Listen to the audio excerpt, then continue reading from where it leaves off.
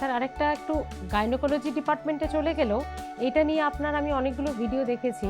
সেটা হচ্ছে pregnancy care বলবো না, কিন্তু কেউ যদি ফ্যামিলি প্ল্যানিং করে তো তার আগে তার কি ধরনের কেয়ার বা তার কোনো ডাক্তারবাবুর কাছে গিয়ে কোনো পরামর্শ নেওয়া, এগুলো কি সত্যি দরকার?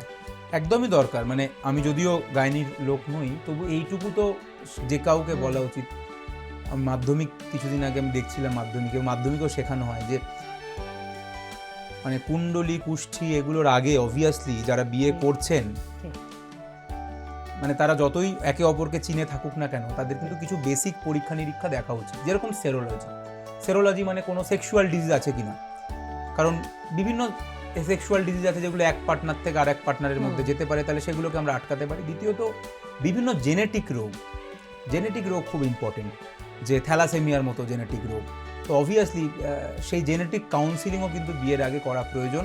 কারণ মা এবং বাবা, মানে যাদের বিয়ে হচ্ছে, তারা অ্যাপারেন্টলি তাদের মনে হচ্ছে আমাদের দুজনেরই তো থ্যালাসেমিয়ার কোনো সিমটম নেই, অসুবিধা নেই, কিন্তু বাচ্চা থ্যালাসেমিয়া হয়ে গেল। তো সেটা তো অবভিয়াসলি সেটা খুব বড় সমস্যার একটা জায়গা। তো বিয়ের আগে এই জেনেটিক কাউন্সিলিং করা, ব্লাড গ্রুপ দেখা। কারণ ব্লাড গ্রুপ যদি ধরুন এরকম হলো যে মায়ের ব্লাড গ্রুপ নেগেটিভ আর বাবার ব্লাড গ্রুপ পজিটিভ, তাহলে যে বাচ্চা আসবে, প্রথম বাচ্চার ক্ষেত্রে হয়তো সমস্যা হবে না, দ্বিতীয় বাচ্চার ক্ষেত্রে কিন্তু বিরাট সমস্যা হবে।